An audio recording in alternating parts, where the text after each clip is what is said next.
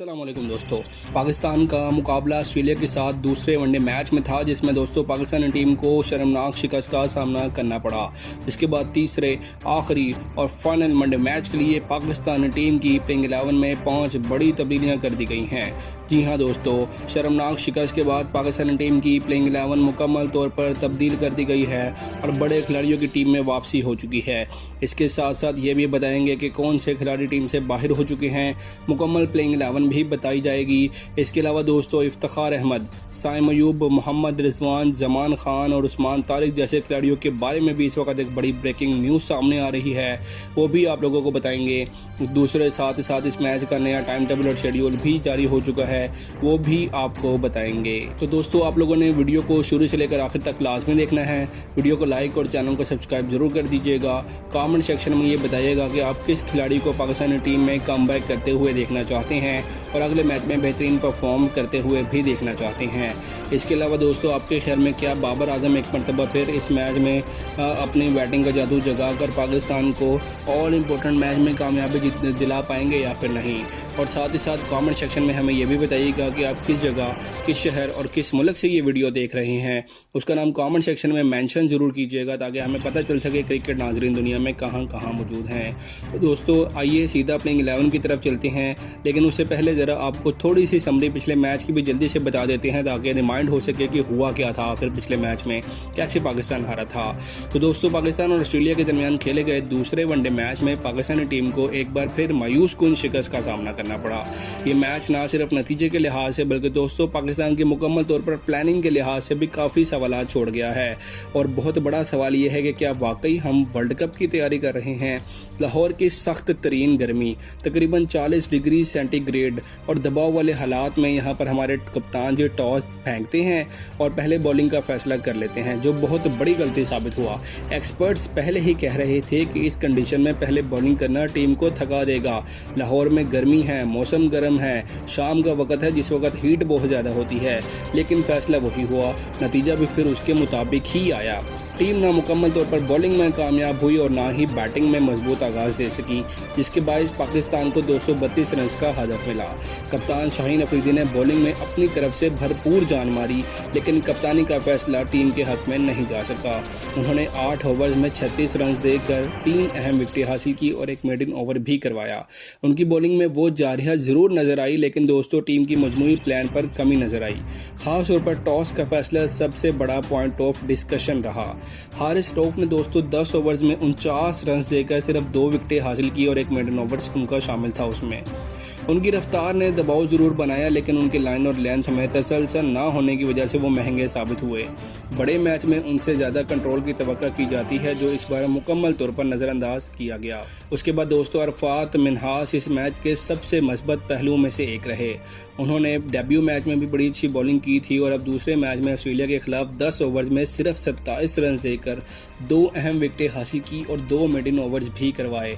उनका economy rate 2.7 का रहा, जो कि इंतहाई मुतासर कुन रहा है। दोस्तों डेब्यू के बाद मुसलसल अच्छी कारकर्दगी ये जाहिर करती है कि ये खिलाड़ी मुस्तकबिल में पाकिस्तान बॉलिंग का अहम हिस्सा बनने जा रहा है। दोस्तों इब्रार अहमद ने भी अपनी स्पिन बॉलिंग से अच्छा तासुर छोड़ा है। उन्होंने 10 ओवर्स में 30 रन देकर 2 विकेटें हासिल की और एक मेडन भी उनमें शामिल था।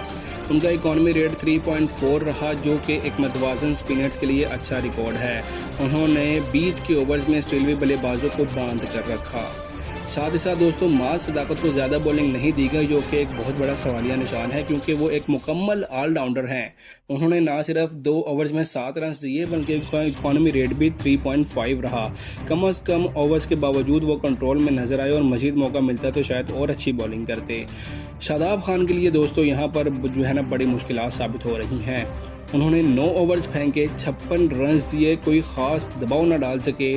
उनका इकोनॉमी रेट 6.22 रहा और वो टीम के सबसे महंगे बॉलर साबित हुए। मुसलसल 2 मैचेस में महंगी बॉलिंग उनके लिए बड़ा ख़तरा बन चुकी है। और मज़े की बात यह है कि पिछले 5 ODI मैचेस में दोस्तों वो एक भी विकेट हासिल नहीं कर सके हैं। यूँ दोस्तों ऑस्ट्रेलिया टीम ने 231 रन बनाए और पाकिस्तान को 232 रन का हदफ दिया गया। उनका आगाज़ मतवाजन रहा और उन्होंने पाकिस्तानी बॉलिंग को दबाव में रखा। बैटिंग लाइनअप में दोस्तों मासूद ताकत पहली ही गेंद पर बोल्ड हो गए और नेथन एलेक्स की गेंद पर आउट होना उनके लिए बड़ा झटका साबित हुआ। एक ऑलराउंडर से कम मज़ाहमत की तवक्को की जा सकती थी। बाबर आजम इस मैच में सिर्फ 16 रन बना सके और सबसे बड़ी इनिंग्स की तवक्को थी, लेकिन वो जो है ना कटर गेंद पर ज़्यादा ना रुक सके। गाजी गौरी ने एक बार फिर बेहतरीन बैटिंग का मुजाहरा किया और 48 गेंदों पर 37 रन बनाए और 5 चौके लगाए। अगरचे वो बड़ी इनिंग्स ना खेल सके, लेकिन उनकी तकनीक और अप्रोच ने टीम को कुछ सहारा दिया। सलमान अली आगा दोस्तों 10 गेंदों पर सिर्फ 7 रन बना सके। अब्दुल समद एक बार फिर नाकाम रहे और अब उनकी जगह पर दोस्तों मोहम्मद रिजवान की वापसी के इम्कानात बढ़ गए हैं। बैटिंग में शादाब खान ने कुछ मज़ाहमत दिखाई और 71 रन की इनिंग्स खेली। उन्होंने 104 गेंदों पर 1 चौका और 3 छक्के लगाए। उसके बाद दोस्तों अरफात मिन्हास ने बॉलिंग के बाद बैटिंग में भी अपनी सलाहियतों का लोहा मनवाया और उन्होंने दोनों शोबों में अच्छी कारकर्दगी दिखाई। आखिर में पाकिस्तानी टीम दोस्तों 190 रन पर ऑल आउट हो गई और उन्हें 41 रन से शिकस्त का सामना करना पड़ा। अब दोस्तों तीसरे और आखिरी वनडे मैच में पाकिस्तानी टीम में बड़ी तब्दीलियां मुतवक्की हैं। रुहेल नज़ीर की वापसी तकरीबन यकीनी हो चुकी है। वो एक टैलेंटेड विकेटकीपर बैट्समैन हैं और डोमेस्टिक में मुसलसल परफॉर्म करते रहे हैं। यूँ समझ लीजिए कि डोमेस्टिक की खाक छान कर आए हैं। उसके बाद शामिल हुसैन को भी ओपनिंग में मौका दिया जा रहा है, जो कि एक जारहाना बैटिंग स्टाइल रखते हैं। साहिब रज़ा फरहान को एक मौका मिल सकता है, लेकिन मुसलसल नाकामी पर उनकी जगह खतरे में है। बज़ाहिर ये लग रहा है दोस्तों कि शायद साहिब रज़ा फरहान वनडे में नहीं खेल सकते, वो सिर्फ और सिर्फ T20 के प्लेयर हैं। बाबर आजम दोस्तों चौथे नंबर पर बरकरार हैं और गाजी गौरी 5वें नंबर पर मिडिल ऑर्डर को संभालेंगे। गाजी गौरी ने दोस्तों इस सीरीज में बड़ा जो है ना इम्पैक्टफुल प्लेयर बनकर सामने आए हैं। सलमान अली आगा 6ठे नंबर पर खेलेंगे, जो कि टीम के वाइस कप्तान भी हैं और आखिरी मैच में उनसे बड़ी तवक्कुआत भी होंगी।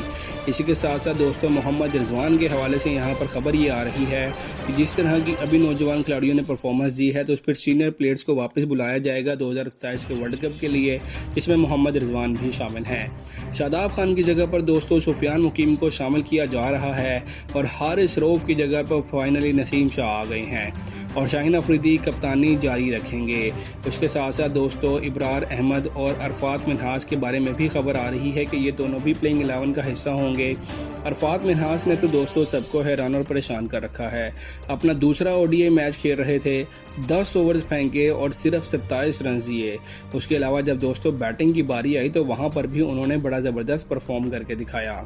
और इब्रार अहमद को आप सब जानते हैं कि वो बैटिंग में तो ज़्यादा परफॉर्म नहीं करते, लेकिन उनकी घूमती गेंदें किसी भी बैटर को चकरा के रख देती हैं। साथ ही साथ दोस्तों इफ्तिखार अहमद, साइम अयूब, उस्मान तारिक, अब्दुल्ला शफीक और इमामुल हक जैसे खिलाड़ी भी आने वाले मैचेस में दोबारा टीम का हिस्सा बनने के लिए बिल्कुल तैयार बैठे हैं, क्योंकि इस वक्त मौजूदा अभी तक टीम कॉम्बिनेशन उस तरह का नहीं बन पाया जिस तरह का हमें बनाना चाहिए था। ये वर्ल्ड कप की तैयारी को मद्देनजर रखते हुए प्लेयर्स को हमें सेलेक्ट करना चाहिए था। इसलिए दोस्तों इस आखिरी मैच के बाद एक मरतबा फिर टीम के अंदर बड़ी तब्दीलियां आपको देखने में मिलेंगी। इसमें इफ्तिखार अहमद, साइम अयूब, उस्मान तारिक, अब्दुल्ला शफीक और इमामुल हक जैसे खिलाड़ी आपको टीम में आते हुए नजर आएंगे। तो दोस्तों आपका क्या ख्याल है, क्या ये पाकिस्तानी टीम एक मरतबा फिर ऑस्ट्रेलिया को शिकस्त दे सकेगी या फिर नहीं? अगर इस मैच के दोस्तों तीसरे और आखिरी वनडे मैच का टाइम टेबल और शेड्यूल की बात की जाए तो ये मैच आप लोगों को 4 जून को देखने को मिलेगा। दोपहर 4:30 पर शुरू होगा और ये मैच सीरीज़ का फैसला कुन मैच होगा। जो मैच ये टीम जीतेगी वो दोस्तों सीरीज़ जीत जाएगी और जो ये टीम हारेगी वो सीरीज़ हार जाएगी। और अगर खुदा न ख्वास्ता पाकिस्तान ऑस्ट्रेलिया से हार जाता है तो ये बड़ा इबरत का जो है ना मकाम होगा, क्योंकि ये ऑस्ट्रेलिया की मेन टीम नहीं है, सी टीम है और आप वर्ल्ड कप की तैयारी कर रहे हैं। तो दोस्तों आपको क्या लगता है, क्या पाकिस्तान इस सी टीम को शिकस्त दे पाएगा या फिर ये सी टीम पाकिस्तान को शिकस्त देकर यहाँ पर अपने झंडे गाड़ कर जाएगी? अपनी कीमती राय का इजहार कमेंट सेक्शन में कीजिएगा। मिलते हैं अगली वीडियो में, तब तक के लिए अल्लाह हाफिज़।